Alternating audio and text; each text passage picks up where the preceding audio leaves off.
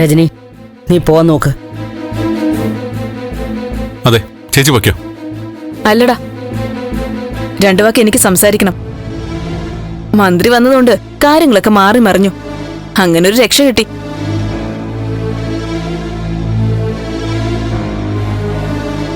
ഞങ്ങൾ ഇന്ന് സംസാരിച്ചു തുടങ്ങിയ കാര്യങ്ങളിൽ ഉത്തരം തരാൻ അച്ഛൻ തയ്യാറാണോ? ആണെങ്കിൽ അത് പറ. ഞങ്ങൾ വളർന്നു അച്ഛൻ പറഞ്ഞല്ലോ, ഇനി അച്ഛൻ വളർന്നു ഞങ്ങൾ നോക്കട്ടെ. അച്ഛൻ ഉത്തരം പറ.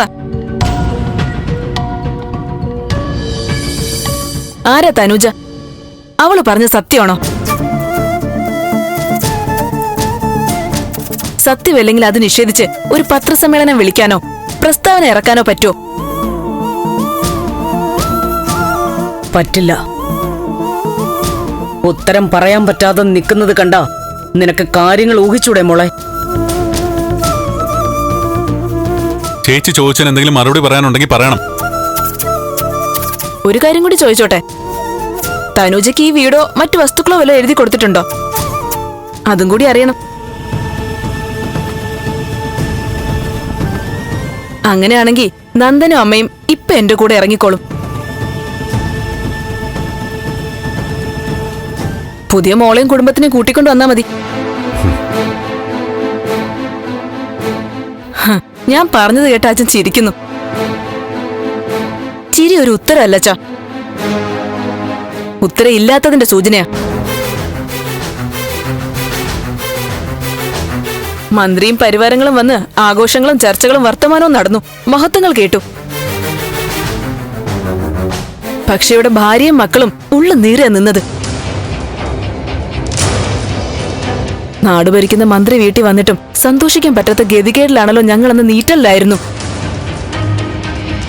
ചിരിച്ചു കാണിച്ചതൊക്കെ പുറം പൂച്ചായിരുന്നു. മന്ത്രി മേരി തോമസിന് വലിയ ആളാണെന്ന് തോന്നിയിട്ട് കാര്യമില്ല. പ്രഭാവതിക്കും നന്ദനും രജനിക്കും അങ്ങനെ തോന്നണം. ഞങ്ങളുടെ അച്ഛൻ വലിയൊരാളാണെന്ന് എനിക്ക് നന്ദന് അഭിമാനം ഉണ്ടാക്കാൻ പറ്റുന്നില്ലെങ്കിൽ പിന്നെ ചേച്ചി വേണ്ട.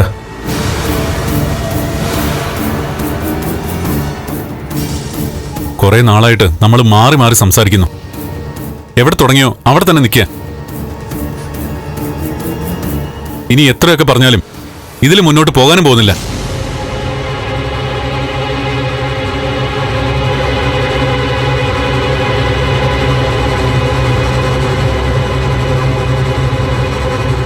മോളിച്ചല്ലേ.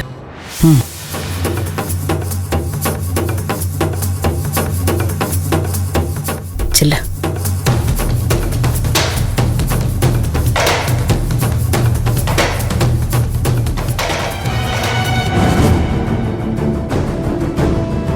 ഫ്ലവേഴ്സ് സ്മാർട്ട് ഷോ ശനി ഞായർ ദിവസങ്ങളിൽ രാത്രി 9:30 ഫ്ലവേഴ്സിൽ.